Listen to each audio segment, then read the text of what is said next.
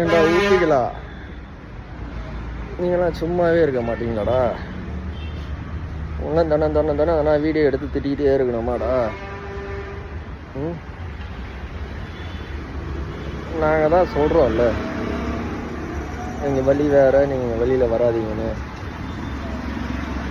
ஏதோ எங்கள் தளபதியை கண்டிச்சுக்கிறாருன்னு போடுறீங்க. அது பத்தாதுன்னு அவர் இவருக்கு சப்போர்ட்டாக இல்லை, விஜய் எதிர்க்கிறாருன்னு போடுறீங்க. அவங்களாம் அப்பத்துலேருந்தே ஃப்ரெண்ட்ஸ்ரா, இப்போ இல்லை. படம் பேர் சரியா ஞாபகம்லாம், ஃபஸ்ட்லேருந்தே அவங்க ஃப்ரெண்ட்ஸு. அதுக்கப்புறம் தான் ஒன்றா நடிக்காமல் தனித்தனியாக நடித்து ஒருத்தவங்க திறமையாக காட்டி மேலே வந்திருக்காங்க. இங்கே அஜித் ஃபேன்ஸுக்கும் விஜய் ஃபேன்ஸுக்கும் கோழி முட்டி விட யாரும் வர சொல்லலை. அவர் சொன்ன அந்த பதிவை நல்லா உத்து கவனி.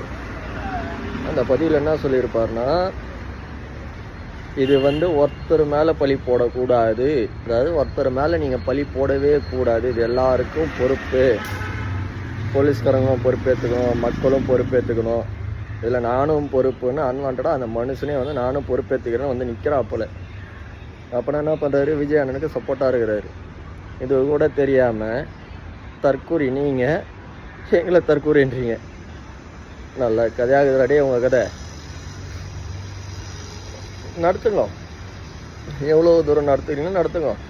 சும்மா விட்டதுக்கு வாய் விட்டு மூக்க வச்சுன்னு போகிறீங்க. இதுக்கு மேலே நாங்கள் இறங்கி ஆட ஆரம்பித்தோன்னா பார்த்துக்கோங்க, சொல்ல முடியாது. நாங்கள் ரவுடிஸ் எல்லாம் பண்ண மாட்டோம்ப்பா. அமைதியாக நாங்கள் கட்சி செஞ்சுட்டு போய்கிட்டே இருப்போம்.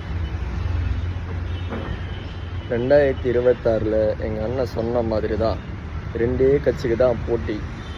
ஒன்று டிஎம்கே, இன்னொன்று டிவிகே.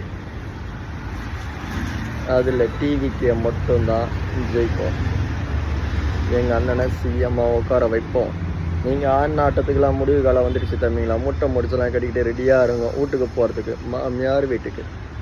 ஓகே, இந்த வீடியோ பிடிச்சிருந்தா லைக் பண்ணுங்கள், ஷேர் பண்ணுங்கள், கமெண்ட் பண்ணுங்கள். மறக்காமல் 2026 விஜய் அண்ணன் ஜெயிப்பார்னா இந்த லைக் 100K மாறட்டும்.